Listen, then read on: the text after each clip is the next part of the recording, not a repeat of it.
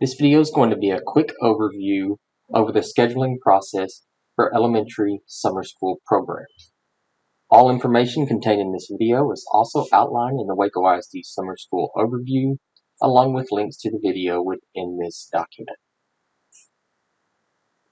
Once the campus leadership teams have identified the students and staff that will be working and attending the summer school program respectively, that information should be entered into the Waco ISD Summer School spreadsheet specific to elementary campuses.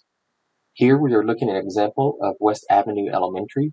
You can see at the top of the spreadsheet, the positions for the summer school program are identified, along with the recommended and hired applicants for the positions.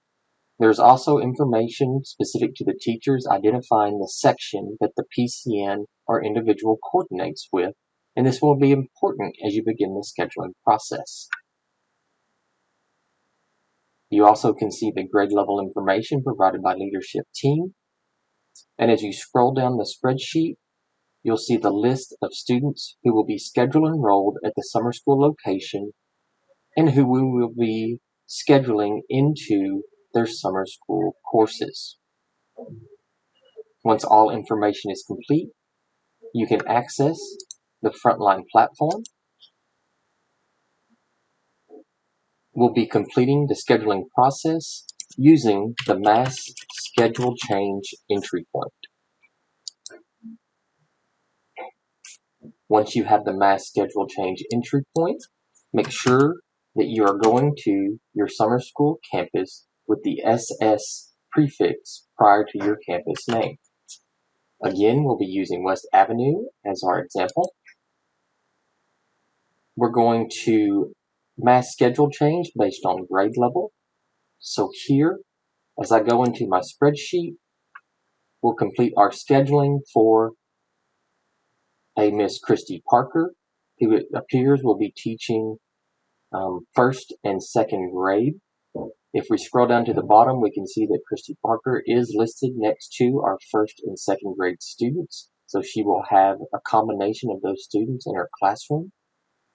You can also see that she has been hired into PCN 8341. It is important to view the hired employee information versus the recommended. The hired represents the actual final hiring process. So we see that Christy Parker is going to be covering Section 3, and I'll show you how this information works out. So again, Christy Parker has been identified as teaching first and second grade students based on this list, and we can see that those will be housed in Section 3. Now, under Mass Schedule Change, we'll go ahead and schedule by grade level. So we'll look at our first grade students first.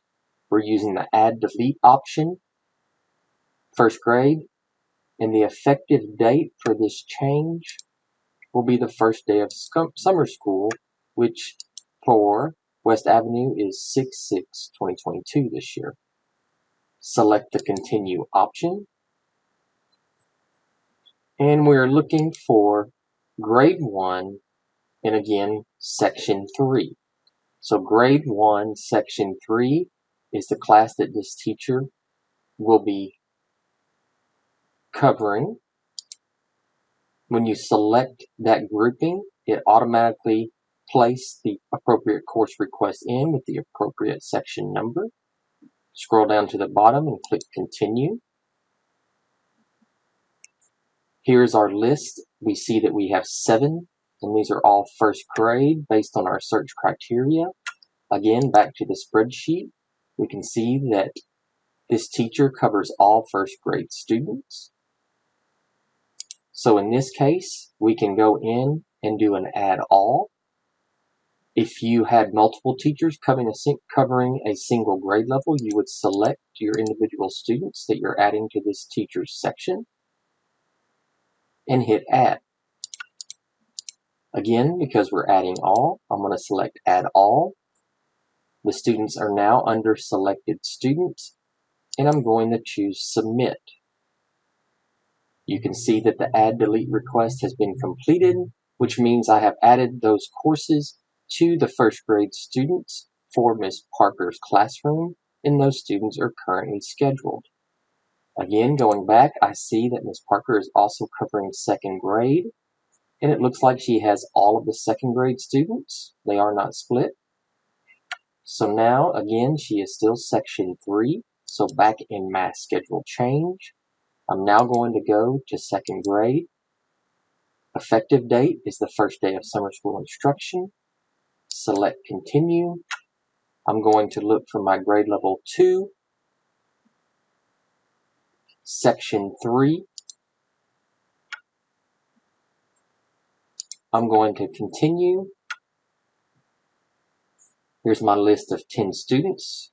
I'm going to add all based on our spreadsheet, and I'm going to submit. Now all students have been scheduled for the summer school program with their respective teacher, and she will now have access to be able to view her student listing